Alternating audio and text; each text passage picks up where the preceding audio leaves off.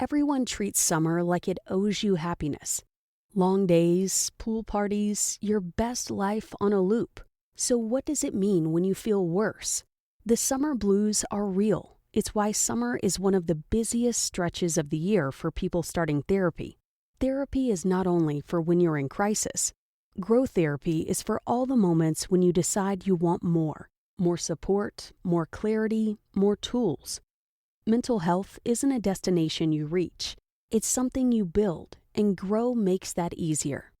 Grow connects you with thousands of high-quality licensed therapists across the U.S., offering both virtual and in-person sessions, nights and weekends. You can search by what matters, like insurance, specialty, identity, or availability, and get started in as little as 2 days. There are no subscriptions, no long-term commitments. You just pay per session.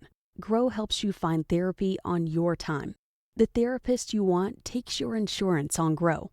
Grow accepts over 125 insurance plans. Sessions average $21 with insurance, and some pay as little as $0 depending on their plan. Visit growtherapy.com/book now today to get started. That's growtherapy.com/book now. growtherapy.com/book now. Availability and coverage vary by state and insurance plan. Hey everybody, Randy Patterson here with Boomerocity, and on this episode you're going to recognize a good old friend of ours, and that is the phenomenal bassist for Elton John's last tour, final tour, as well as a couple of pop-up concerts Elton has done since then, most recently in Mexico, as well as a fill-in bassist for REO Speedwagon and a whole bunch of session work, among other things. His brother, of course, is the great drummer Gregg Bissonette, and I'm talking, of course, here about Matt Bissonette. Good friend of ours. We've interviewed him 2 or 3 other times, actually probably 1 or 2 more than that, not only as a solo artist, but also with his work with the band The Redcoats, with our good friend Andy Timmons, among others, and the Squirts. And who knows what else is going to be popping up. Now, as you might have just noticed, this video will sometimes freeze up. That's not a internet connection, because I can assure you I have the best there is. This is a Zoom problem. That's the platform I use to record, and I'm calling them out on it because they have virtually no customer service that I can find, and their quality of product seems to go down. So just call them out on it. I'm paying for it. I can do it. So for that to step on my interview with my good friend, but it's happened. I wanted to explain it to you that it's not some sort of stupidity on my end here. I'm capable of other stupid stuff, but that is a Zoom problem, and a Zoom problem only. They can't blame it on the internet. So while you're listening to this, as always, I ask that you hit like if you're enjoying it, and it is a fun chat. It's two friends chatting, not a musician and an interviewer. This is a lot of fun, folks. I guarantee you're going to enjoy just the kibitzing that's going on between us there. And if you aren't already a subscriber, would you please hit subscribe? It's not going to cost you a dime, but it sure helps us out a lot. And of course, share these interviews as you enjoy them with friends who you think might enjoy them as well, and encourage them to hit like and subscribe as well. So without any further ado, this is, I don't know, fourth interview, I'm going to say, of what I know will be many more to come with our good friend, Matt Bissonette. Until next time, this is Randy Patterson with Boomerocity. Take care. Hey, Hey, my friend, how are you doing? I'm good. How about you? I'm hanging in there, hanging in there. Look at us and our technology, man. I know. I don't know if I can handle it. I hope Zoom behaves. I was on an interview yesterday, and man, it was throwing all sorts of crap at me, man. It was rebooting in the middle of the interview Really? and bringing us back on. I mean, it was it was crazy. I hope it does. What I did is uninstalled the app and reinstalled it, and that was that. So I like that sexy stuff you got going on in the background. Very I nice. thought you might like that. Did you come up with any album covers missing or anything? Man, you are all over it. Your life good? Everything cool? Yeah, well, since you and I last spoke and saw each other, even I've gotten married. So Yep. you met her at the that concert there in Greenville with Styx and Don Felder and REO. So Yeah. you and I we Wow. all met, and so you got to meet her, and I married her. She made an honest man out of me. You're an So honest man now. You got no excuses. I know, I know how it's going to be tough to live up to that. How about you, man? What have you been doing since we last St- spoke and saw each other? Still married, man. Still going strong. Just been working, been doing a bunch, been writing a lot and stuff, and getting stuff done. And tour. Just did I played with Felder for a couple of weeks ago, and that was cool. And just doing Elton gigs here and there, and Did you it's do kind the of, Mexico one? we're doing one in September, I think. Yeah, in Mexico. Yeah, we're going to Italy in August, and then we're going to Mexico City for two shows, I think in September, and then, or maybe Rio's. I think we're doing Rock in Rio, and then Mexico City 2 nights. So yeah, What are those makeup tour? I saw the press, but I didn't read up on it, and I knew I I was going don't to know. ask I you know about it. But The Rio one is because we never played there for the farewell tour in uh, South America. But Mexico City, I'm not too sure what that is. But whatever it is, I'm showing up and I'm gonna play. good deal. Good deal. Before I forget, I've never done this before. I'm going to show you something Yeah. that I thought was kind of cool. This was, if I can find it here, yeah, here we go. I'm going to share that. Is this gonna Uh, hurt? I hope not. It'll hurt you more than it hurts me. So, Okay. all right. So here was a picture when you and I first met. Can you see that? Okay. Yeah, sure. That was that when you were here in Knoxville. This is about 2.5, 3 years ago. We Wow. right after the first interview. So it gave me a brainstorm. You and I are going to retire, making all sorts of money off of this thing. Look at look at that. There we go. There it Boom. is, right there. Like, Back. I mean, two handsome guys like that, It action can't. figures. You're It probably can't. more active than It, me. it That's it. can't lose. Why don't I you put know. Why don't you put your last name on there? My last name's on there. Come on. No, it's not. Where It is it? just says, Oh, it just says Randy. oh, it sure does, doesn't it? Oh, well, hey, I'm Elvis, Randy, Elton. There you go. So, You look way better than I do. I like it. well, either, yeah, well, it took an action figure to make that happen. So, Ah, I love it, man. I love it. That's awesome. yeah, I thought you might get a kick out of that. But You are a funny guy. Look at us, man. That was only 2.5 years ago. It seems like a million years ago, doesn't it? yeah, well, you were doing that thing with REO, and then Rick Springfield opened that night, and then we all got to hang out backstage, and that was a lot of fun, man. A lot The of fun. gig, the gig that we played, that you came to was with Rick. He opened, yeah. Wow. Okay. And I Oh, tried like everything to get an interview with him, and we had one set up, and then the fires happened in Palisades, and he had to cancel, and it just never happened after that. So it's I figure right things happen at the right time. I'm not going to sweat it, but he is well, on my bucket list of people to talk to, he's a good and guy. You gotta talk about the Locust band we got. So you gotta get him on there. You know about that, right? no, tell me about it. We have a band called the Locusts with a Z at the end, and it's him and I writing, and they're all original songs of ours, but we're trying to rip off the Beatles. So it's it's At it's least you're like our open about it. it's like our goal is to get sued for sounding like the Beatles. So it's a bunch of tunes, and we've done 2 albums, and the new one just came out a couple months ago. And yeah, you got to get them on there. Come on. I'll do it. I'll do it now that you've told me about it. Now I've heard him on the radio on satellite radio a couple times, and I only catch snippets of his show. I forget which channel it is on there, but yeah, he's entertaining. I have to tell you, I think I told you this before. I don't know if it's anything I should admit to him, but when I saw him at that show that night, I mean, I heard him on the radio, and of course, all the girls swooned over him over the soap opera show and all that. And I really wasn't expecting much, to be honest with you, because I just figured, it'd be, I won't name any other names. I just figured it would just be a hype thing, and all the No, girls that are now older would swoon.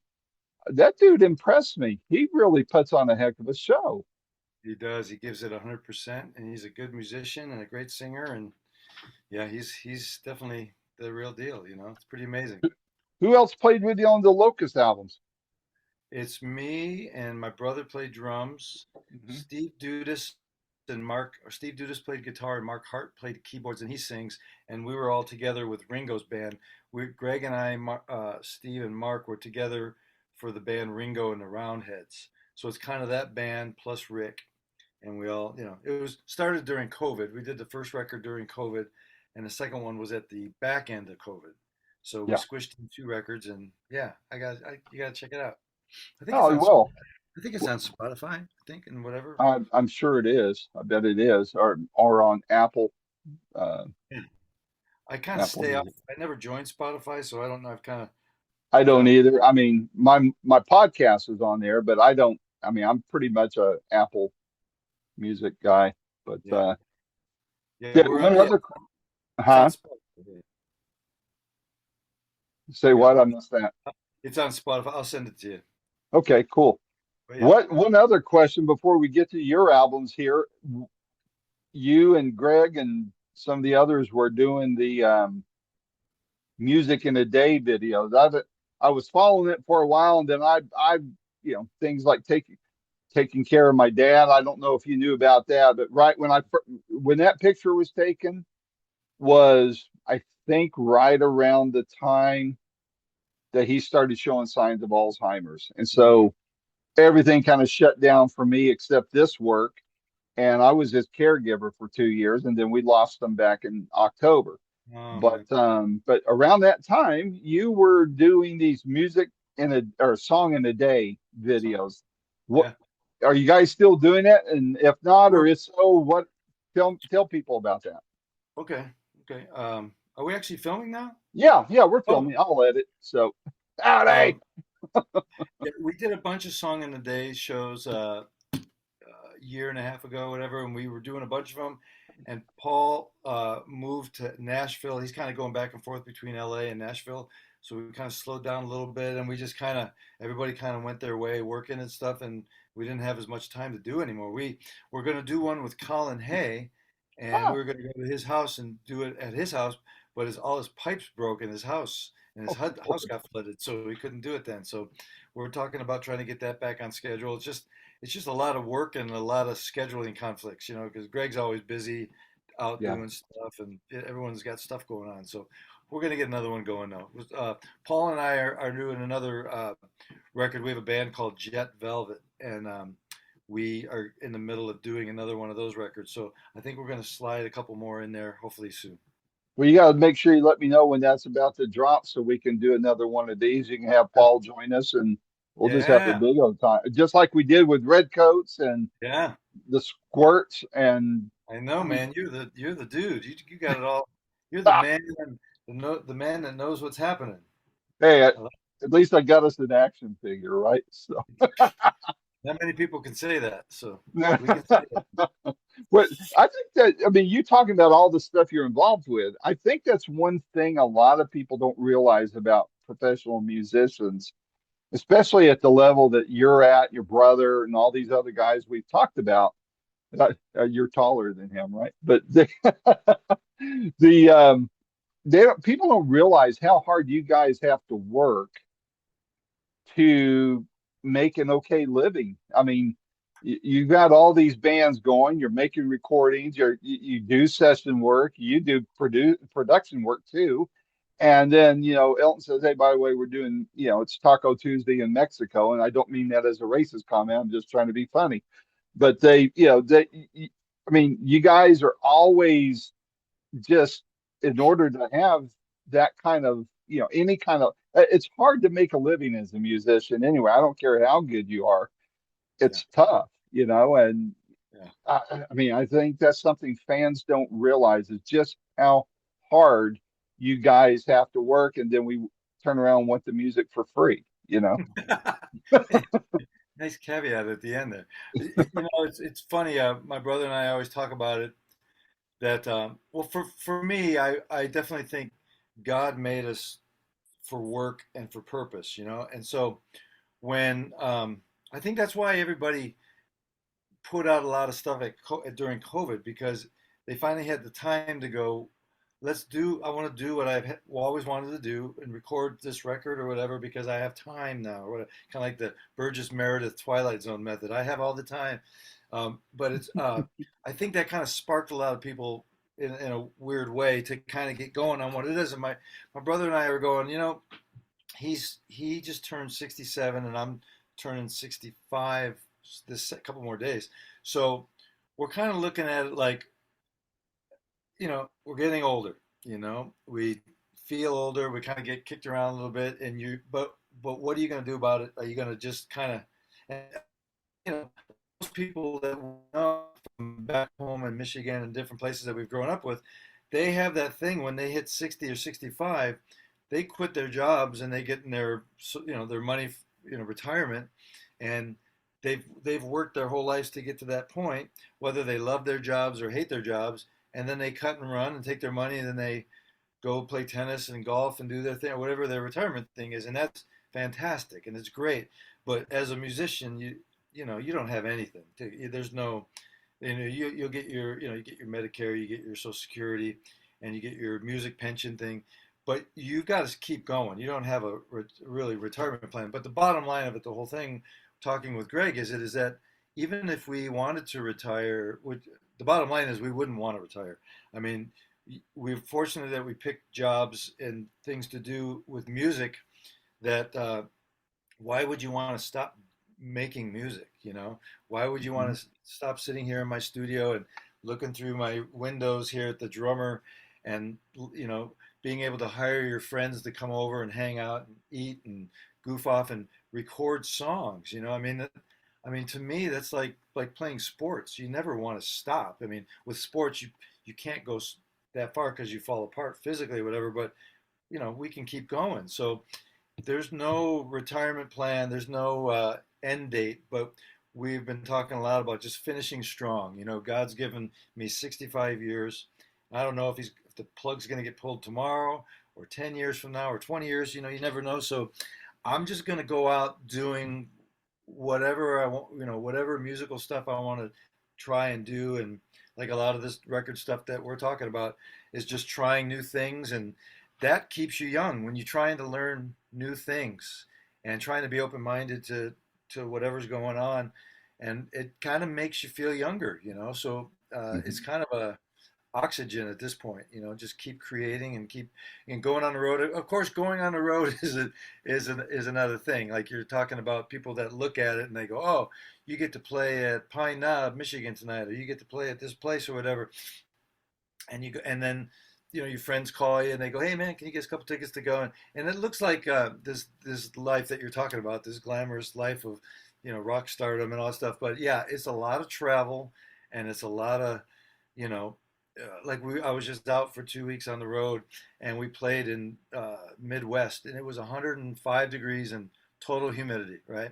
And Mhm. living in California, there's not that much humidity, and I've gotten spoiled over the years. And I grew up in Michigan, and I remember it. But when I was going for walks during the day, I was like, "Holy smokes, man! This is like a blanket." And then you go play these outside concerts, and you're going, "Now I feel 65. Now I get it." But then you get on the bus and you go to the next city. You wake up and you go, "That I lost 3 pounds from sweating," and you know. But it's a young man's game getting on a bus and going out or going on planes and Yeah. flying. And fortunately with Elton, we fly out, do a gig, and come back. And it's like right now with Elton, we're just doing one off, so it's a gig, and then we have a couple, like a month off and do another one. So this was the first summer that I haven't been on the road like for long periods, probably for 35, 40 years. And Really? Wow. it's really, I mean, of course, COVID, everybody was home, but I've been kind of on the road for continually. So I'm playing a lot of pickleball, just goofing around a lot, doing things, and it feels a little weird, but it feels great at the same time because you kind of trying to do the arc of your life to get to a point that you can be home and be happy. I know my wife and I have been hanging out a lot more and stuff, and it's really cool. So, but it's just a kind of a different thing. I mean, to be out for 40 years every summer and then not do it is a little strange, but I like it. Well, and you're talking about, we're all, your brother and I are, I'm about to be the same age as your brother. I turned 67 in October, but, I'm feeling it too. And I haven't been a road warrior like you, but, we turn around, we see people like the Stones. I mean, they were going to tour and then they weren't or aren't. But now we're hearing rumblings of a residency in Vegas, which that may be their new normal. And great if that's what they want to do. But talking about the outside gigs, my wife and I went to see the Doobies and Santana over Yeah. in Charleston, not Charleston, Charlotte. And I mean, it was an outdoor thing, an amphitheater thing. Oh my gosh, I came out just drenched in sweat, and I was thinking, if I'm that hot sitting in the good seats, Yeah. under a big fan, how is the band holding up? Yeah. And a big chunk of those, I mean, Carlos is older than us, and Right. his wife, Sandy, that's who gave me the tickets. She's our age. And then, you got Michael McDonald up there. I mean, everybody was just I'm just wondering how they hold up. And that's, Yeah. you got to So, eat the right sometimes kind of donuts, I guess. Huh? I sometimes before the show, I'll go out in the crowd and just sit there and just read or get on my phone and watch people come in. And I think sometimes it's hotter in the crowd than it is on stage. I mean, you got fans. Sometimes you get fans blowing all over the place, and it's a little bit cooler on stage or whatever. But there's just sometimes certain cities and certain days that nobody can get away from it, and everyone's just miserable. Sometimes those gigs, it gets so humid that a little bit of rain will pop through, and everyone's like, "Thank God, man!" It's like a little bit of relief. Or And catch the right breeze. Yeah. yeah, but I mean, it's once you're up there and you're doing it, you just kind of go into the mode of doing it, and that's the thing. I mean, getting back kind of that earlier question too about we as musicians, we're just so fortunate that people still want to pay money to buy a ticket, go park their car for $50, eat all the food that costs way overpriced. I mean, you can't ever take for granted as a musician that people are sacrificing their time and their money to come see goofballs go up there doing the only thing that they can do or that we can do. It's just like it still blows my mind, especially after COVID as well, when I thought the whole thing was going to end. It's just great to see it like it never happened before and go to a shed gig and play and people are out there and they're out in their cars, doing the party before and stuff and cooking before the shows and stuff like a sporting event, and it's just pretty cool. So I can never not be unappreciative of the fact that these people really sacrifice their time, and that makes it really cool. And when you know that, Yeah. and for me, it's kind of like my drummer friend. We have this band, and we're getting our songs mixed right now, and it's sounding really good. And you get these ideas of like, yeah, man, we'll go on the road, do this stuff. I think like if I was to go out full time on the road, I'd like to do it with something that we wrote, and it's just something we did. And that's a little tougher when you get older and you're starting from scratch, but that kind of changes everything too when it's your music and you can go out and promote that. That makes Hmm. it, that would be like the genie wish of like that would be great if something like that could happen. And yeah, I mean, music is amazing, man. We got and I've been fortunate to play with all these different bands where like with Elton on the farewell tour, playing some of the songs and seeing the people in the front row just singing the words and just bawling their eyes out because it sticks them back to 1975 or whatever it is. Hmm. And that's pretty amazing. And that's pretty awesome. So it kind of outweighs the whole weather thing and the whole struggle of the road. But Yeah. sometimes it does get a little difficult, like when you're in a bus and you're traveling around and you're fried and you got to go up there. And I'm glad I'm not like a lead singer having to go up there and belt out songs, because it's tough to keep healthy on the road. Yeah, So it is. Yeah, it is. And with the constant weather changes, and then whether or not you're doing an indoor outdoor gig, I mean, people don't realize that. They really yeah, don't. And yeah, and then too, like you said, I mean, all the artists that all these bands that we grew up with, they're not getting any younger. And I kind of wince when I hear people be critical of certain artists because, and they may, it's not to discount the fans' opinion. If they pay good money to go see somebody and they don't sound anywhere like they used to, Right. that hard-earned money, you feel like you got ripped off a little bit. But then I look at the other side of that and saying, you know, certain person X has been doing this for 30, 40, 50 years, putting it out like he has, like you wanted to see. And that's taking a toll. It's just like an athlete, like you said, it really is. Yeah, But I think that it's kind of the society we're in since the internet, probably the last 15, 20 years of having a platform to trash somebody on how they sang or how they looked or yeah, how they did things. It opens that door for a lot of positive things, and then for people that are just angry and bitter to just go off. So it's kind of like when I hear people trashing singers or a band because they don't sound like they used to, and then with the background vocals, there's not, it didn't sound like the. You go, okay, so is it better for a band to go up there or and just play what they do and do their thing and maybe not be spectacular sounding, or do you want everything on tracks? Do you want all the background vocals and different things on a computer so it sounds like what you've been listening to your whole life? And then you criticize that they played the tracks, yeah. It's kind of Let's like say, the society that we're in now is like no matter what, you kind of can't win, So you yeah, just kind of blow that stuff off. But I mean, yeah, the fact that the Stones are out there, that Elton's still doing it, Rod Stewart's doing it, all these guys of that era that are, it's kind of moving to other areas of younger people taking that spot. But you got to admire that they're doing it. Like, I remember Johnny Mathis being out on the road, yeah, however old he was, and just killing it, and Tony Bennett and all these guys.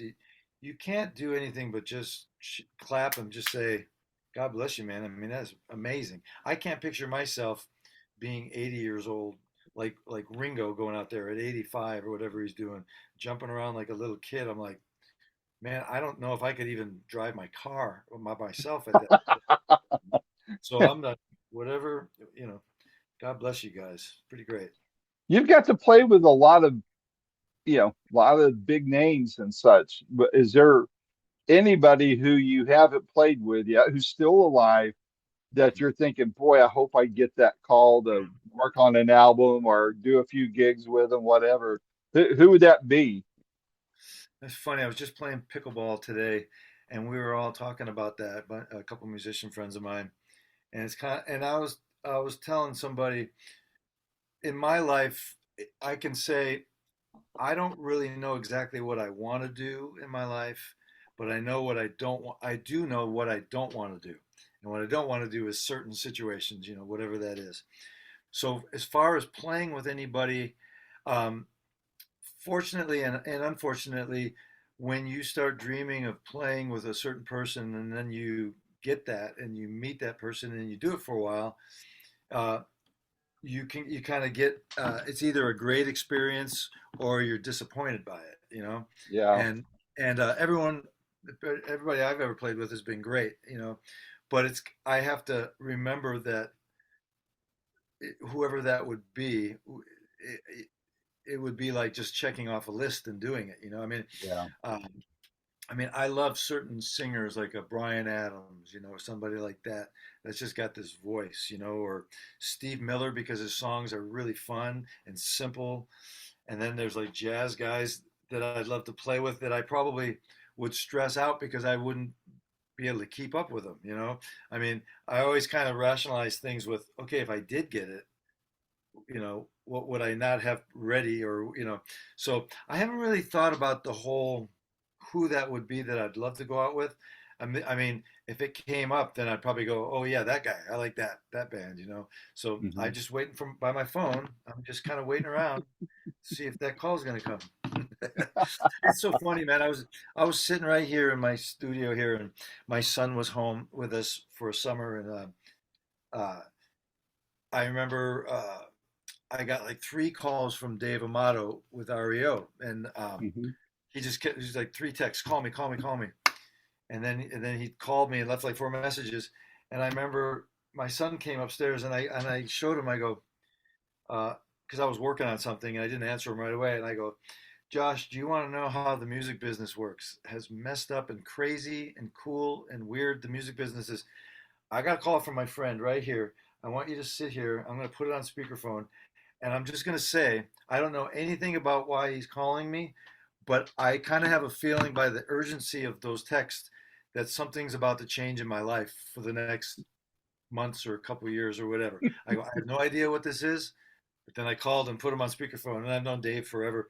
Matt, what are you doing?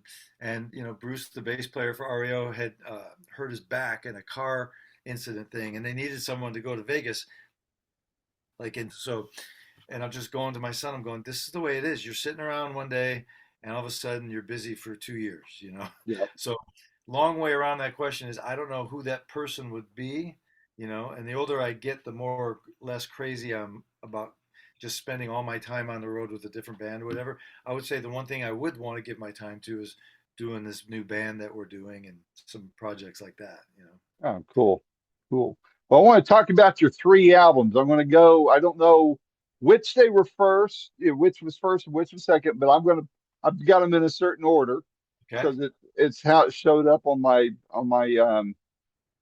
in the way you gave them to me, as well as what I see on my streaming service. And that is, we'll hit Straight to the Truth first, because that's really kind of a different album from the two after that, or Yeah. on my list. You had a lot of vocals, you did a lot of acoustic work on there. Um, Tell me about that. What is that? What did that album represent? All What that does it represent to you?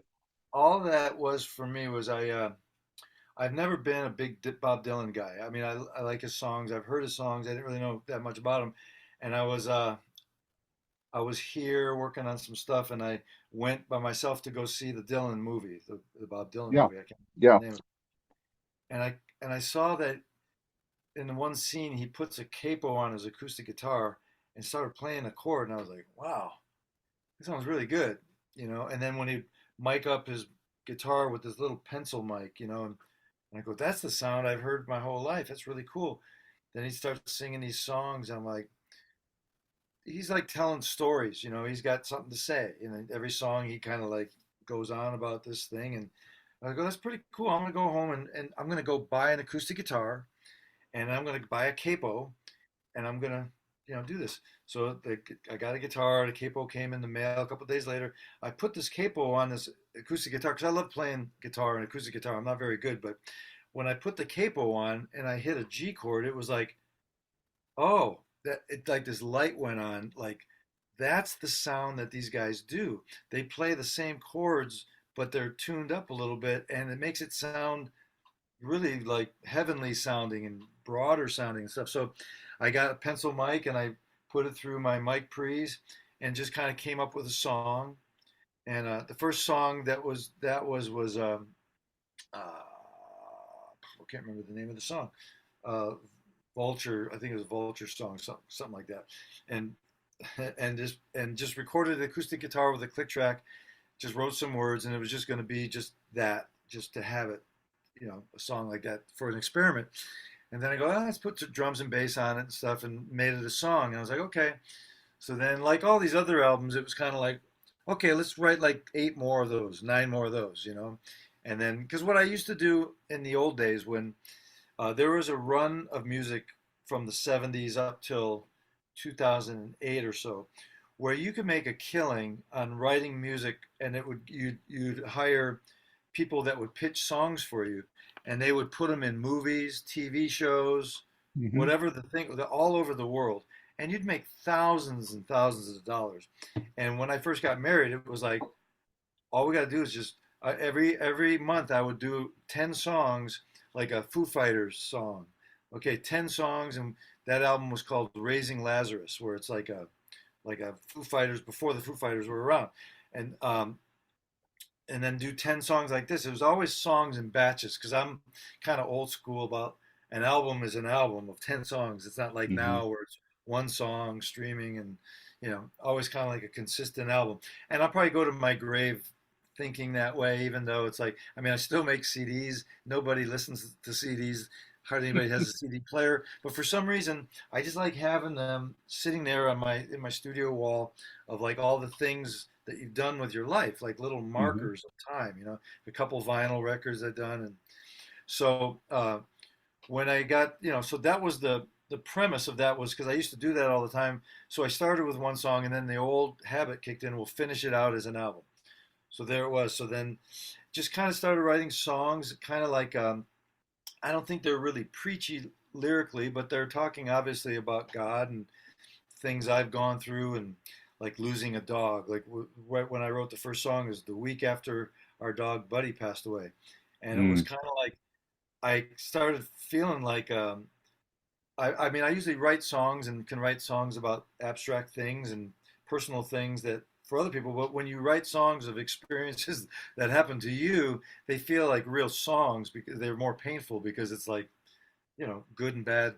So it just, stuff just started coming out, and it was like, 5 songs, 6, 7, 8, recorded the whole thing here. Greg came over, played drums, and I hired my friends from Ringo's band, Steve Dudas, the guitar player, really great guitar player. He played all the electrics.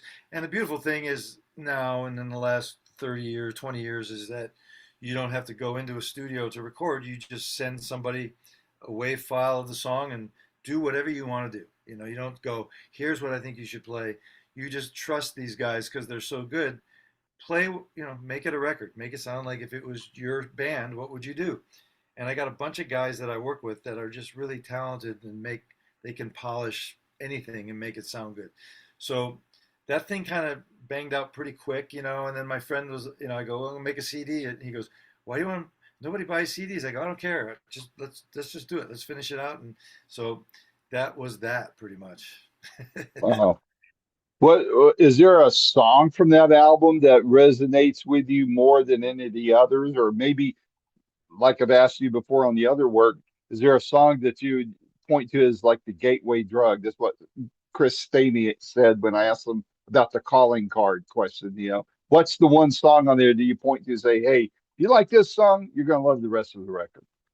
I have to look at it because I can't remember my brain is all over the place with these different things, but I don't know, maybe straight to the truth, because it's kind of like the theme of the whole thing is like they got that saying now that well, that's your truth. I don't know what you think, but my truth is this.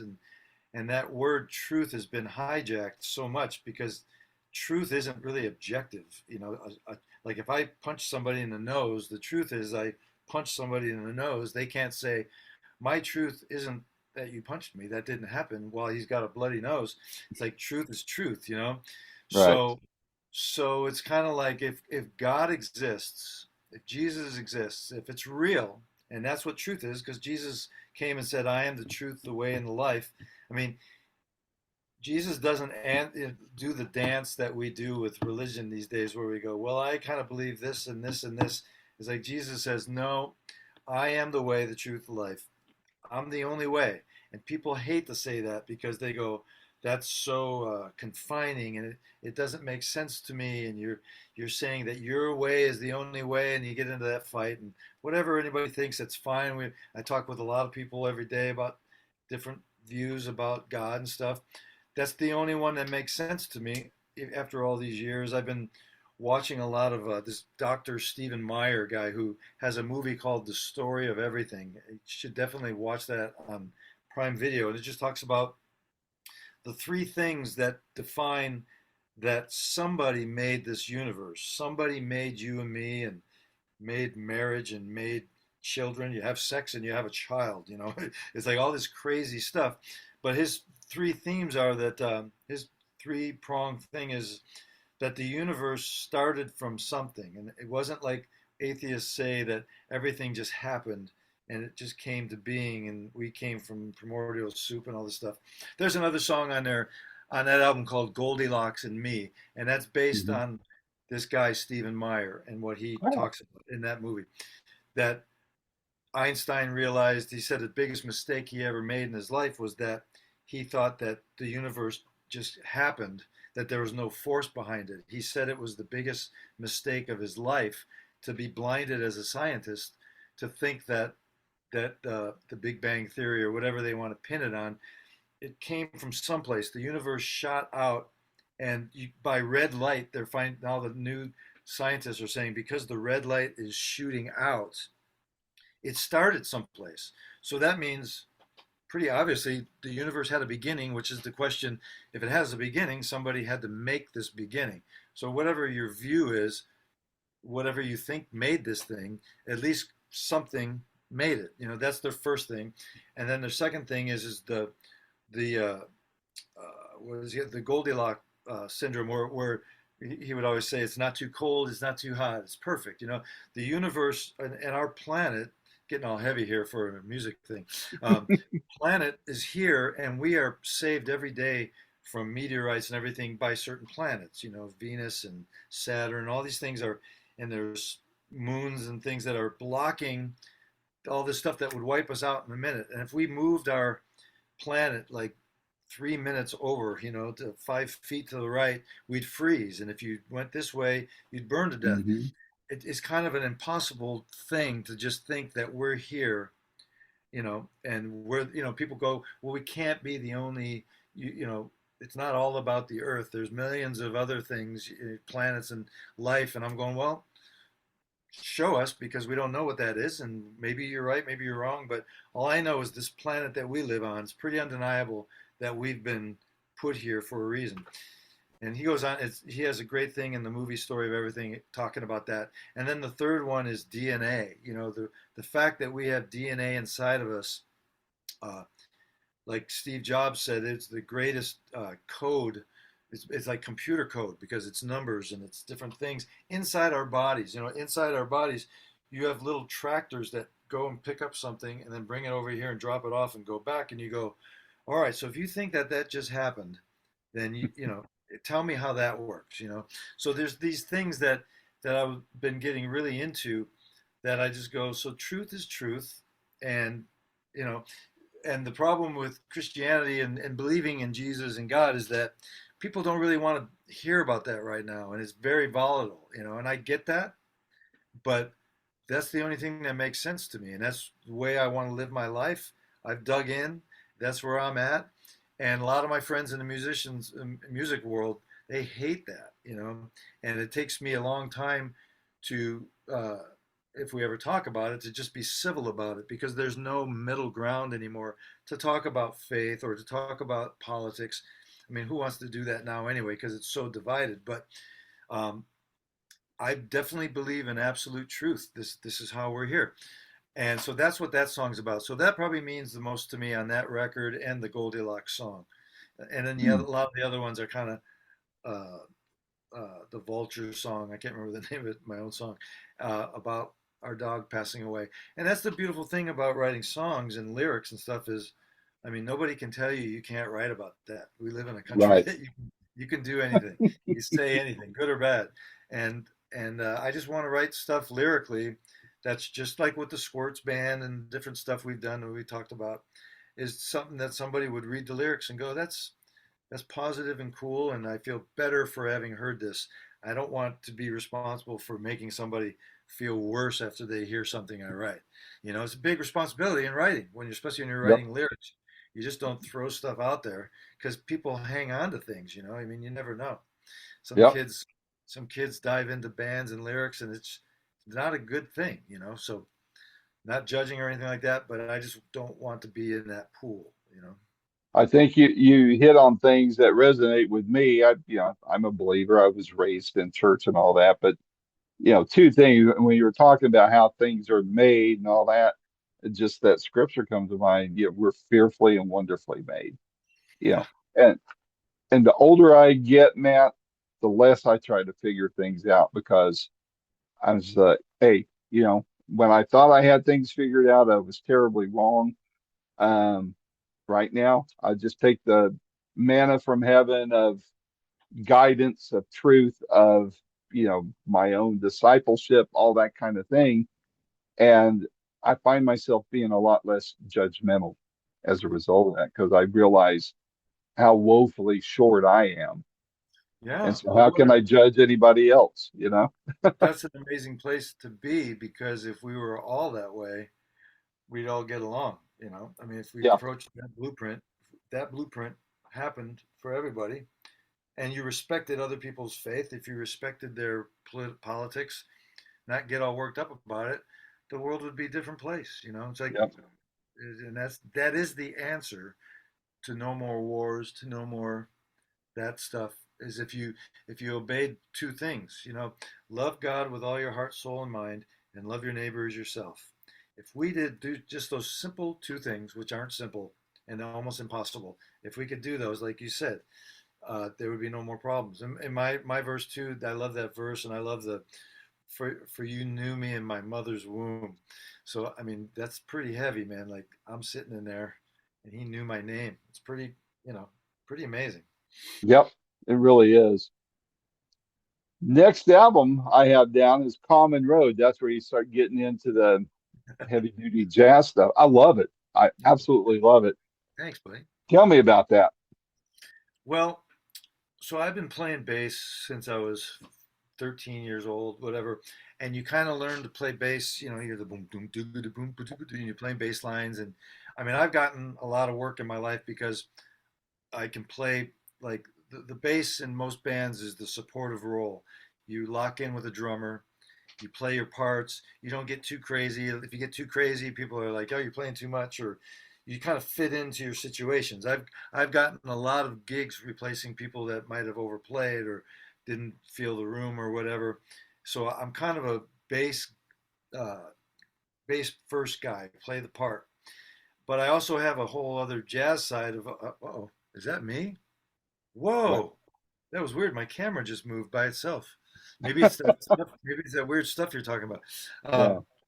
Um, um, so being in college and stuff, I got really into hearing solos by Bird and Charlie Parker and Miles Davis, and we would write out their solos and then try and play them on the bass, and and it's just horn stuff. It's like when you're a horn player or a piano player, you're kind of I think it's an advantage for them because they can kind of play what they hear like it's in their head and it just comes out naturally. And as a bass player, when you do a bass solo, everybody stops playing and it's just you and the drums and you're just kind of there's no more bass going on to solo over. Like the bottom drops out, right? Right. So I kind of got into this thing where I was going, I wish I could play a solo because every solo I'd ever play sounded like a bass solo. It sounded like the same thing over and over again. And it's like I hate playing solos because I'm limited to what I can play and I kind of keep my hands in the same position. So I go, you know what? I'm gonna write a couple songs and I'm gonna sing a solo what I hear in my head. Because if I can play what I hear in my head when I'm driving in my car, I'm like, okay, and I play that on the bass. What? I mean, what are you talking about? So I would sing something and then I would play it on the bass, try to figure out what that was.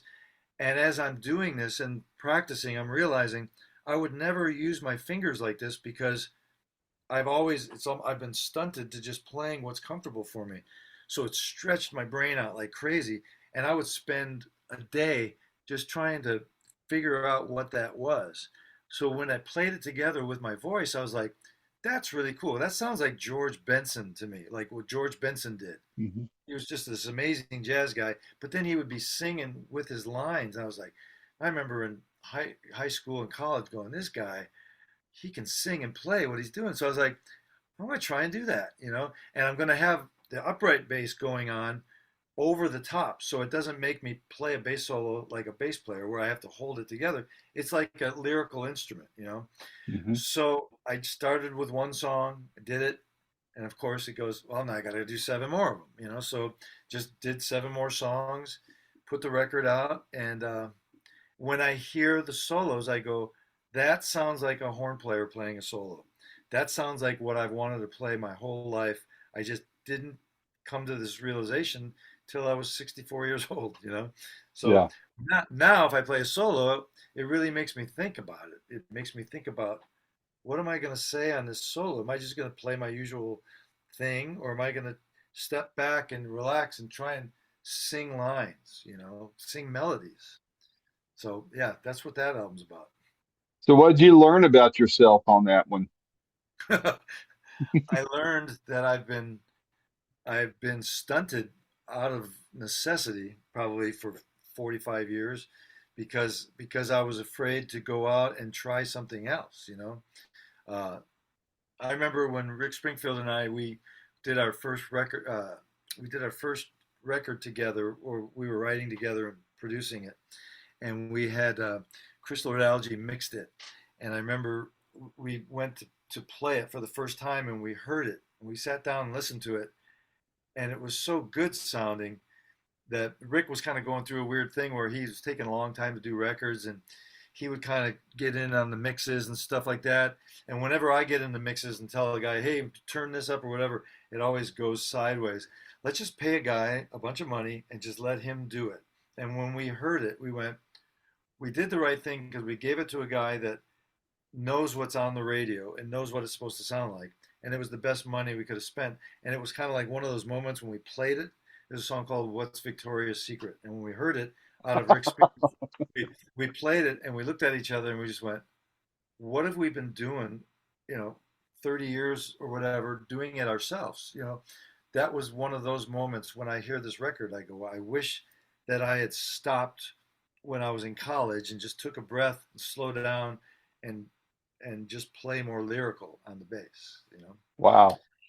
That, I mean, and that has to be kind of a humbling experience to, you know, Yeah. and I mean, and I know you, you know, we're not super bosom buddies, but I feel like I've got a pretty good idea of the kind of person you are. We send texts back and forth, that kind of thing. So I don't consider you an egotistical type of guy. Confident, yeah, but not, you don't strike me as being egotistical. But to have that as being an humbling experience, I bet that was like, wow, we No. could have made life a lot easier for ourselves, huh? I have a buttload of humbling experiences, and all these years later, I'm more thankful for them than the successes, because Really? in Detroit with this, I was at my first year of college. I got to North Texas State. I grew up in Detroit. Went to my first semester and was doused in music. North Texas State, and I think it's called Hmm. NTSU now or something. Yep. Yep. And just the first humbling experience was when I went to a bar to hear a band, and the bass player was a guy named Gary Willis, who's like one of the world's greatest bass players ever. And I saw him my first weekend, 17 years old, in this club, and he's playing circles around. He's a guitar player who plays bass, so he's playing every note like this. So he's got huge advantages on everybody. He's just faster, but he's more musical than anybody on the planet. He's just an amazing bass player. And I remember I was living with my brother. I just got there, got an apartment, and I literally went back to my house and started packing the bags and going, I can't, if this is what's going on, I thought I was pretty good. And he goes, hey, settle down. Everybody doesn't play like this. This guy is a freak. This guy is over the top. And I remember going, okay. So I just go, you know what? Instead of running from this, I want to call this guy and I'm going to take lessons from him and I want to figure this out. So we turned out to be buddies. We'd play football all the time, and I'd go over his house and I'd go, show me how to play Donald Lee, because everybody was playing Donald Lee back then because Jaco Pastorius did it on a solo record. And Hmm. so I go, Gary, how do you play that? And he goes, well, what key do you want it in? And I'm like, okay, this guy is in another planet. So I took that humbling and I learned what I could from him and went to the next thing, So constantly getting humbled. So my first year of college, my first semester up until Christmas, I'm starting to feel pretty good about myself. I'm figuring out upright bass a little bit, kind of Hmm. figuring out things and learning stuff. And I go back to Detroit for Christmas to hang out with my mom and dad. And these guys call me to cover for them on some gigs in the next summer in Detroit when I was off of school. So they had me over for a rehearsal. And I remember being in this basement, snowing like crazy outside. I bring my upright, down there, and we start. And I'm kind of going in my head. I'm thinking these guys. I'm sounding pretty good right now. These guys are lucky to have me, And I'm telling the story, and it feels like I'm right there again. And playing solos, the sax player plays solo, piano player. So I go to my solo. So at the time I was, learning Eddie Gomez bass parts where you play really high on the upright and you kind of go into this other thing. So I'm pulling out my inner Eddie Gomez and start playing. I close my eyes and as I'm soloing, I'm thinking, these guys they're going to call me for everything because I'm actually in my mind thinking I am pretty cool. And then I hear the keyboard player stop playing. He just stops comping.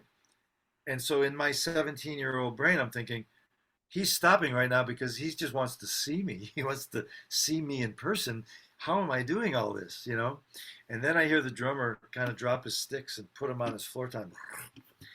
And then I'm thinking, he wants to hear me too. And then I open my eyes and they're looking at me like they want to kill me, right? And he gives me the right. What are you doing? Disrespect. He starts going off on me. And I'm 17, pretty confident, and I just shriveled, man. I'm like now, if that happened to me, I would just go, okay, we're not meant to play together and walk away. But I just kind of went, well, what happened? He goes, you don't do that, man. You got to listen more, and you got to do this. And he kind of read me the riot act, and then I just took it, and I kind of went back the next week and tried to play differently, and it got better and better. Then I spent a whole summer playing in his band, and whenever you would play a wrong note or a passing tone that was wrong, he would freak out, and he had this vein that would pop out, and he'd make this sound the whole summer. I played there once a week back in Michigan, and it grew me up about 20 years in a summer, and it made me. The thing I learned about it is that he may be kind of a jerk about this, but I stuck it out, and I figured out what he could teach me, and that was to really listen to what everybody's playing and to play bass. And he kind of shocked me into listening more. And I remember when I first got a bass in my dad's band, and he called me. He said, "Hey, if you want to make $50 a night, I'll buy you a tuxedo and we'll do these gigs." I think we talked about this before. And then I go, "Dad, I don't know how to play bass." He goes, "Just show up and play the bass and listen to the accordion player and just try to hear what he's playing." I mean, no idea what to do. And that did it the first night. Then I started kind of getting it if I'm open-minded and listening. So for some reason, between that and college, I kind of went off the deep end thinking I was the stuff, and I had to get humbled with that. And when I went back to college, that fall, spring or whatever, I was a different player, and I started getting more calls from the better musicians and stuff, and playing with better musicians. So I was kind of going mental notes of going, all right, play nice, listen, don't get too attached to yourself, and be open-minded. And that kind of really helped me over the years to just kind of go, I'm never going to be that good where I deserve any special treatment from anybody. So I don't know if it's so much being humble, but it's just when that happens, and it happened tons of times since then, but it's usually like playing a gig with my wife at downtown Fullerton. Sorry to go off on this, but it's pretty funny. We're playing this concert in the middle of August. It's super hot in the middle of the afternoon, some blues festival. And I'm playing a solo to Little Wing, and my eyes are closed. And I'm doing the same thing. I'm thinking, yeah, man, I'm pretty good. Right then, I felt like I had an aneurysm or something, like right here in my head. Turns out some kid in the crowd threw a quarter and it hit me right in the forehead, almost knocked me out. And I'm like going, and I got on the mic, who threw the friggin' coin? And I kind of went, you know what? I did it again. I went off on my own thinking it's all about me. And I think God does that sometimes to you in gentle ways and in obvious ways to just make you go, get it together here because you're going sideways. So Yep. I've done enough sideways in my life to know where my borders are, where my limits are, and where I need to be. And that's, respecting everybody in the band, being a leader, doing all the stuff you got to do. That's all cool, but just be a cooler guy. Yep. Well, I remember one of the times we talked, probably the first time, you had mentioned that you had just, started touring with Elton on that final tour, and you'd spent a lot of time listening to the other work, the guy that you replaced, and after one show, you got a call from Elton from the limo, and he just said, "Hey, if I'm remembering his story correctly, he said, look, I appreciate you trying to play like the other guy, but be you." Right. So Yeah. you go from one extreme to the other. It's hard to know how to please Right. people, Yeah. Well, but that was a cool lesson too, I would imagine. you got a good memory to remember that. It was about 5 gigs into it, and he was in his limo, and we were in our car going to the airport to get after the gig, and that's when he called Davey, and Davey gave me his phone, and he said that, and I'm learning. I've learned over the years that the cooler, the better musicians and the cooler people are more like that. It's like with Kevin and the guys in REO, and with like Satriani and different guys I've worked with. They just want you to express yourself, because when you do, it makes the whole thing better within the right limits of what that is. And the more talented and the more people have been around, the more they want you to bring something in. I Yeah, mean, it's kind of like being a president of the United States or something. You don't have to know everything about everything, but you need to get the people that are doing those jobs the best those best people to make you look good. I think that's the way these guys like Elton will look at it. Like, I want to bring a good guy in here, but I want him to do what makes the whole thing look better. yeah, So yeah. that was the other side of humbling. That was kind of like, yeah. I to that point too. I interviewed Rob Arthur a few weeks ago. He's Peter Frampton's keyboardist, and he just produced and directed the Frampton documentary. Hmm. That's they're rolling it out, and because of that, I got to get an advanced stream of it, and so watching that, I was like, because Frampton and Elton were the mess when I was in high school in Phoenix, and I mean, every guy like me played air guitar to Peter Frampton, Yeah. and so he just said, people come to my shows and want to hear the same thing, help me have me play, Frampton Comes Alive exactly note for note. And he goes, I don't play the same Yeah. solo same way twice. Yeah, Yeah. just don't. And I, as a fan, I'm not a musician, but I appreciate that, because my thinking is, if I wanted to hear Frampton Comes Alive, I have the album, I have the CD. Yeah. I could just listen to it. I'm not going to pay my hard-earned money Yeah. for somebody to go through the motions. I appreciate that there's that variance in playing, and so I get, other fans though, I guess they can go off the deep end there. How did making Common Road prepare you for Is It Though? I like that little transition you did right there. I'm good, aren't I? So I hey, I've got the mess here, and so humble me, Yeah, please. exactly. The funny thing about that last comment about the going to hear bands, that I remember going, I was a huge Kansas fan, and I would go see him, and sometimes Steve Walsh, the singer, would change the melodies and stuff. And I was young, too young. I was kind of like, why is he doing that? I want to hear it exactly the same. And then you realize it's like when you go see Sting and he sings something because he can change the melodies and stuff because he's done it a million times. God bless him for it. But there are certain people, and Yeah, I understand, they want to hear the record. And now music, you're going to hear it exactly like it is because it's all on tracks and stuff, and people aren't really even singing. So that thing has happened. But yeah, I'm with you. I want to hear them ad lib within reason. I want to hear the song yeah, you know. And then I like when guys riff on it and whatever change things, but I still need to hear the song, for yeah, me, just and anyway, but yeah. So the second question, your excellent question, is yeah, that kind of made me go, yeah, I want to do another one of these jazz records like that, and I'm gonna do it in next year or whatever, like straight ahead jazz. My pickleball friend Ron Pedley, he's in a band called Combo, and they get charted for smooth jazz and stuff like that. I don't really know much about the smooth jazz world, but I was working with a sax player named Michael Cates, who's a smooth jazz guy, great sax player in Texas, and he asked me to play bass on one of his songs. And my friend Sergio Gonzalez, who played drums on Is It Though, we recorded the drums here. And I was kind of listening to the song going, that seems kind of like, not easy, but it seems kind of like it seems like a thing I like to do. And so Ron last year goes, because he played piano on the Common Road record. And Common Road, by the way, is the street behind the street that I grew up in Michigan.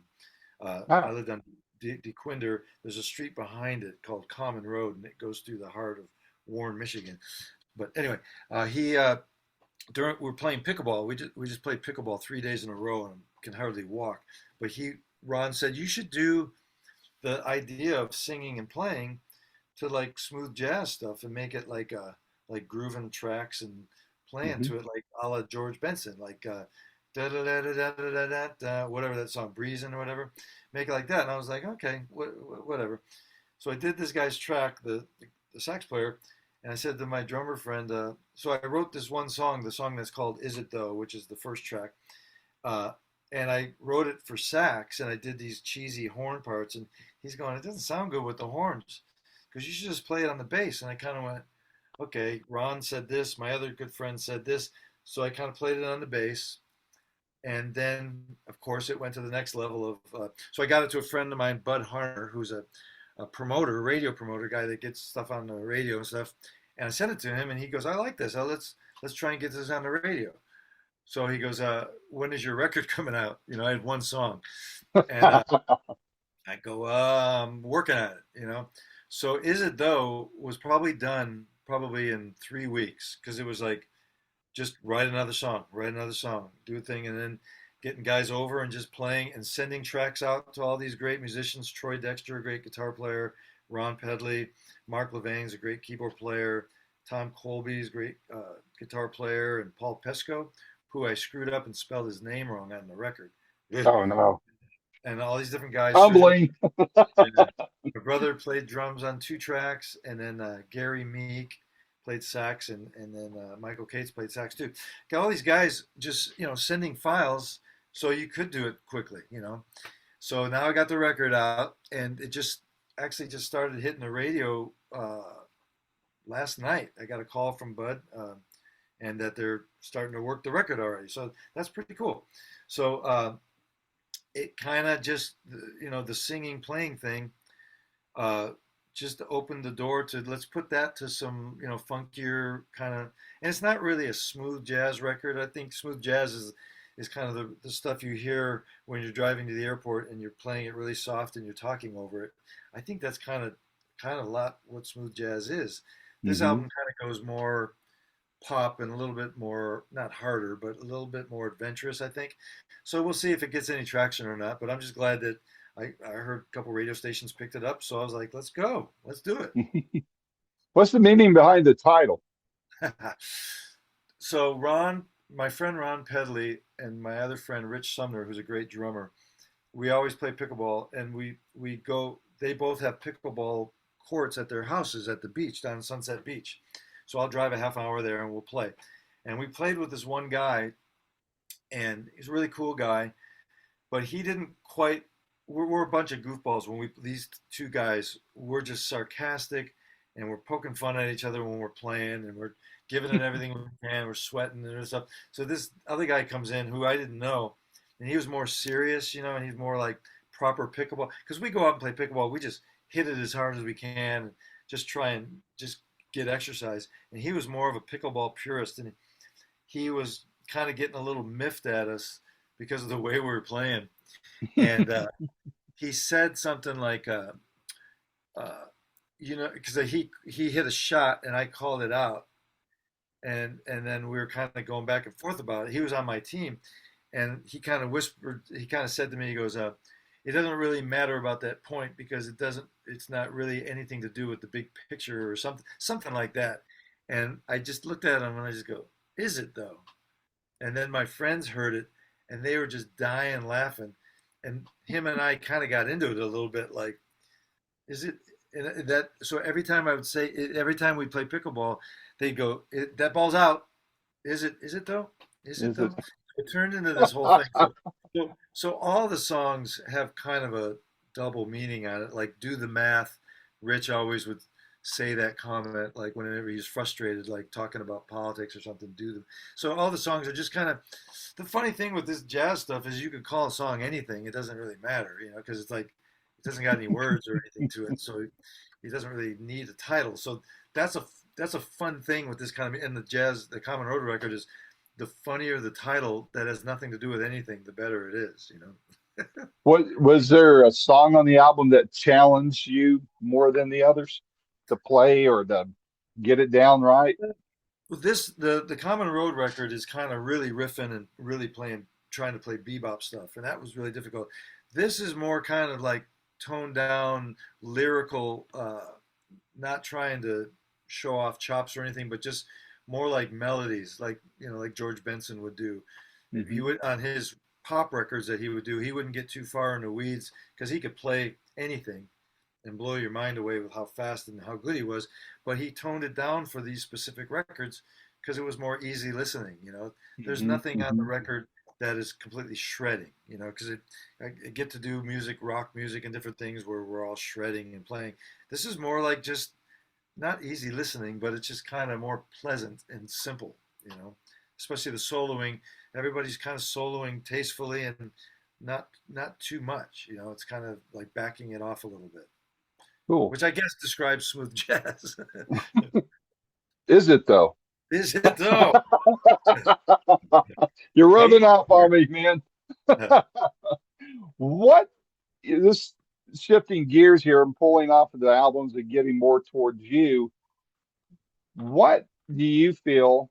I mean, you're not typically the guy, center stage behind the mics getting the spotlight. You're always one of the side men there, but you're known. I mentioned your name to people. They know you, they know your brother. Oh, come on. And it's like, oh yeah, cool, that kind of thing. So at that, to that point, you are known. And do you think there's something that people consistently misunderstand about you? um, well, I got a chance to, we had a band called the Mustard Seeds for like 10, 12 years, Hmm. and I was dead center, one of the singers. We all sang, but I started the band and we were all singing and I remember the first night Greg was playing drums. I remember we played at a club and it was the first night that we were doing our songs and playing. And it was the first night that I had to look the people in the eye and sing the songs and talk to them. And within about a year, because we were like a band of brothers, we learned how to do that and almost insult the crowd and just play off of them and make a terrible gig into something funny. We did shticks on stage. It was kind of a fast growth of going. I didn't think I do bar gigs with people, and I look at them. I go, "How do you get the guts to talk to people?" It's just like not my personality, but it happened really fast because we were kind of thrown into it, and that barrier kind of went away a little bit. So when we would open up for Rick Springfield with the Squirts, it was pretty. It was easier for my personality because we would just go out there, play, and just say whatever we'd want. So that was kind of a thing that helped me get better at it. So when I play club gigs and talk, it's not like a big deal. Like my wife, when she sings, she can look you in the crowd and just stare at you and sing. For me, it just feels weird to make eye contact when I'm singing with somebody. I'm like, close my eyes and whatever, do whatever I got to do that. So I got kind of a taste of that, how that works. And sometimes I think in my life that God spared me from being a famous lead singer because I don't think I would have been able to handle the attention, first of all, or be responsible with the message, or maybe I couldn't have handled it for whatever reason. I keep looking at it because we banged our head against the wall with the mustard seeds and different things, and it just didn't go exactly where we wanted it to, even though it was great. Um, and I'm looking at it like now, like say that this thing got some airplay and we were going to go open up and go out on the road and play, it would be fun because it would be my friends, and it would be like when I'm with my friends, I'm more confident to say whatever. So to kind of answer that question, it's weird how music can pigeonhole people too. So Greg and I started our band, the Mustard Seeds, right after we got done playing with Joe Satriani. We did an album called The Extremist, and we went out on the road with Joe, and we had talked to the manager who said, I want to hear what you guys are doing for this new band, because maybe we can do a record deal and all that stuff. And that was 92. So 93, we start writing. And then the whole music soundscape changed to Nirvana, all the bands. Mm-hmm. Music just kind of went boom. And nobody knew what to do with us because we were like King's X, singing stuff and playing, kind of heavy music and stuff. And at that time, it was like, no, it's got to be violent. It's got to be like screaming. It's got to be like this and a little bit out of tune. And it's great. And it was great music. All that music was great. You can't ever knock it. But at the time, we were all pretty jealous, going like, why are all these bands getting signed? So music kind of changed. And I think sometimes you can get pigeonholed, like with David Lee Roth, playing with David Lee Roth. They could say, oh, you're a metal guy or a hard rock guy, or you're this and that. Fortunately, in my life, I've done a bunch of different kind of styles where nobody can just say, oh, you just did this or you just did jazz. Greg and I have always tried to just do as much different kind of music as we can. So at this point, I feel pretty good about not going to get pigeonholed as a certain type of player, but that happens with actors. It happens with female actors mostly, but just you just get stuck in this thing. So I think the important thing is just to keep moving, or at least for me, and I know for my brother, to just keep going in and out of different styles, playing Latin records, Japanese records, playing whatever we can, and then just keep writing. And Greg told me, sometimes I don't know why I'm still writing stuff, because it's like the nobody buys records, or nobody, it's not like you're, whatever. We're not like 18 years old again, but because it's important to do it, because if you didn't do it, what would you be doing? And Right, work, exactly. yeah, God gives you work and purpose. I am happiest when I work really hard, and then at the end of the night, I just go watch TV or something. Just go, I gave it all I had today, and I'm learning stuff. I started with nothing, and something came out. That's what the Yeah. Song in a Day show is. We wake up, there's nothing there, but by the end of the day, there's a song. This creation happened, and it's mixed. It's ready to go, and we did it, and it was Yeah. fun doing it. So really, what a great life to be able to do that every day, and to have the balance for me is to go on the road sometimes, be in the studio sometimes, get away from music completely and play pickleball and go out and do stupid things and get away from it and come back and do something different every day. That to me is the perfect day, when you can do 7 different things in 7 days and keep it all fun and interesting, Yeah. because you can get in a rut pretty quick every day in the studio, every day on the road. Yep. Was there an artist that you were nervous to meet, and then you guys wound up becoming good friends?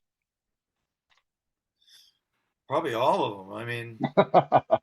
I mean, you can't help but be nervous when you meet Elton, because you just kind of go, hope I do a good job, whatever. And then I've learned that these guys, once you meet them and prove that you can play, they want you around because you become family. Like Elton's employed the same people for years, because once he knows you, he's comfortable and he doesn't want to change. Yeah. Bob Birch, did the gig for 25 years or something, and they were tight. I mean, they became families. When he passed away, they were the first ones there at the funeral and everything. And so you kind of, once you get in there, you kind of buddy up, and it becomes, family. I mean, there hasn't been too many bands that I've played in that didn't happen. With Kevin, with REO, same thing happened, and with Joe, and like with Boss Skaggs and all the different gigs. ELO with Jeff Lynne is like, once you're in there, and they like you, and that's the big thing, is if you play great and you're kind of a jerk, you're not going to be there. It doesn't matter. Yeah. It's like a pretty woman with bad personalities, right? Yeah, So exactly, exactly.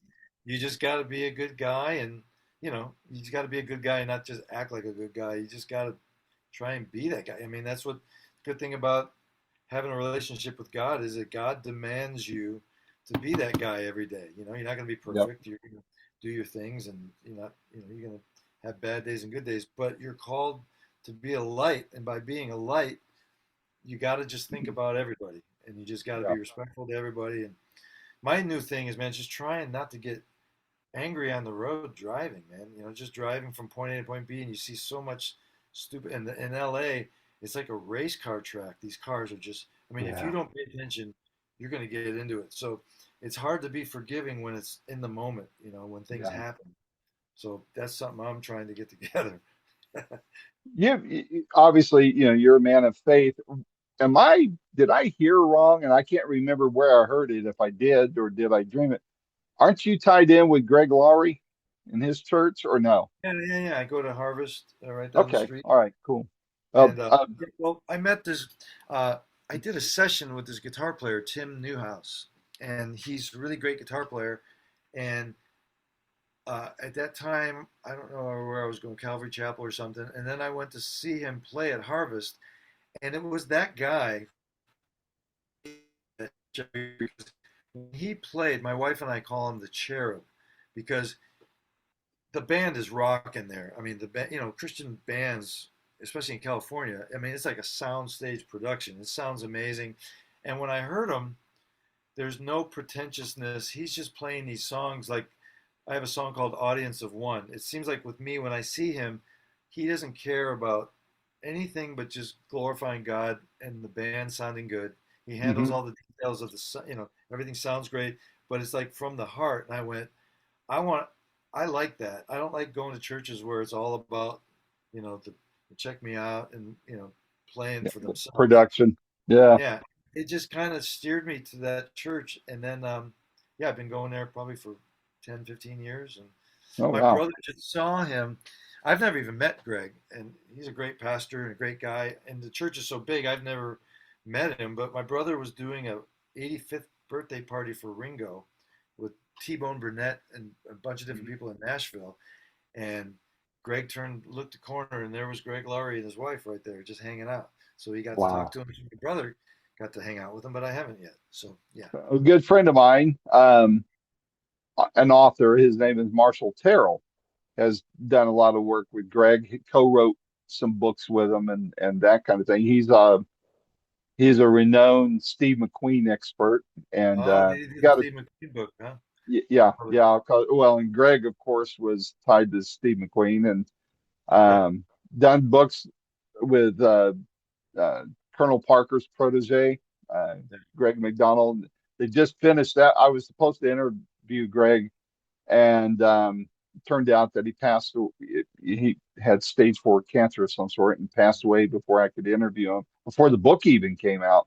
So I interviewed Marshall instead. Marshall, sometime off the record, we'll sit down and have a chat about Marshall. You'll probably want to meet him. He's a great guy, amazing writer. And in fact, I'm interviewing him tomorrow because he published a book that his dad wrote before his dad died. And so we both lost our dads around, and all that. So we've got a lot in common. We have a lot of mutual friends in the business and that. So anyway, I knew he was tied to Greg Laurie, and I thought I remembered somehow or other hearing that you went to his church or were friends with him or something. I've yeah, uh, I've, I've never met him, but great speaker. You yeah. know, quite a quite a lengthy. I hate to call it a career. I guess it would be ministry, and touched so many lives. Well, it's amazing because he's a great pastor, but he's also a great evangelist. He's got the three gifts. Uh, Tony Clark was preaching there when Greg was doing the Harvest Crusade, but he said he's a great preacher, Bible study guy, and an evangelist all wrapped in. He's got like the Billy Graham thing going on, you know. Hmm. And every week I go there, there's people coming up accepting Christ, and it's pretty great to see. But yeah, Cool. I like the Well, what's up for the rest of the year for you before I let you go? guy. Gonna see what happens with this Is It Though record, see how that plays out, and maybe something happens with that where we can do some concerts and stuff. We're talking about a couple things here and there. I'm working on this new band. We got 5 songs right now that's getting mixed by Chris Lord Alge, in by my neighborhood, and it's old friends of mine that I've known probably for 40 years. Danny Jacob, guitar player, my friend Sergio Gonzalez, drummer, and our good friend Dave Vanacore, who does all the music for Survivor. But we used to play weddings together and casuals and stuff. And our singer's Robbie Wyckoff, he played with Pink Floyd and Pablo Cruz and a bunch of different bands. We've got 5 songs that we're getting mixed right now, but another 5 that are still being written.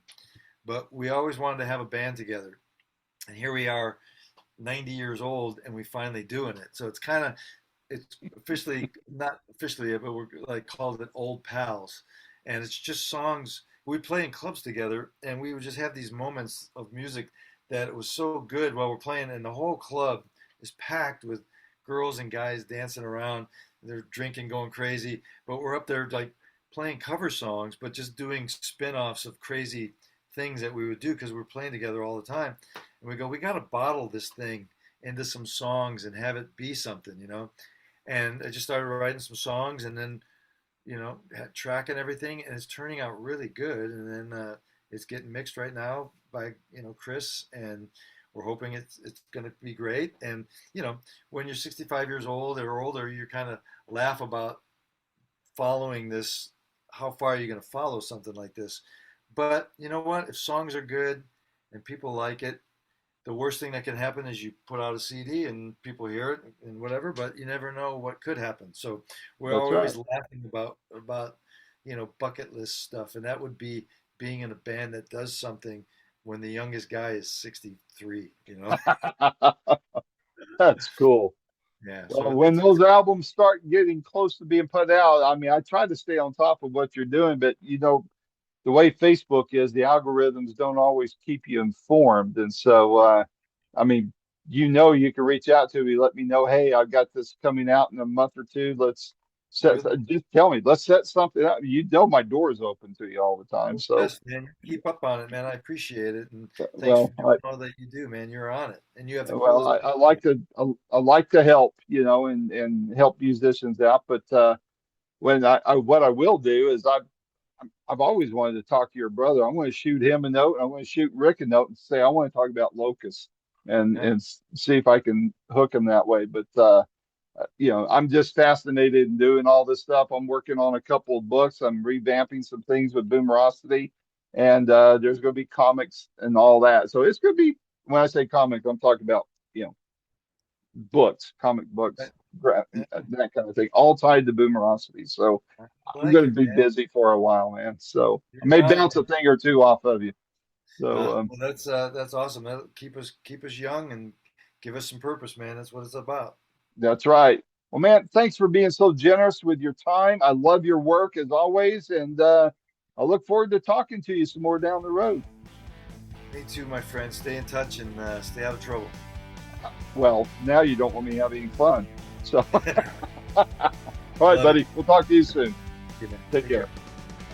This has been another fun-filled episode of Boomerocity with your host and producer, Randy Patterson. The theme song for Boomerocity is Roll the Dice and is recorded and used by permission from Quentin Hope. Quentin is spelled Quinten, and Hope is Hop as in Paul, E. And you can find out more about Quentin Hope and his music at quintenhope.com. Post-production is done by Cardinal Sins Productions.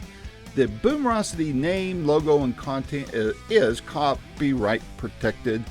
Segments may only be used with written permission by Boomerocity and or its assignees. Inquiries should be directed to input@boomerocity.com. Copyright 2026. Back to school is busy enough. The last thing you need is shopping that makes it harder.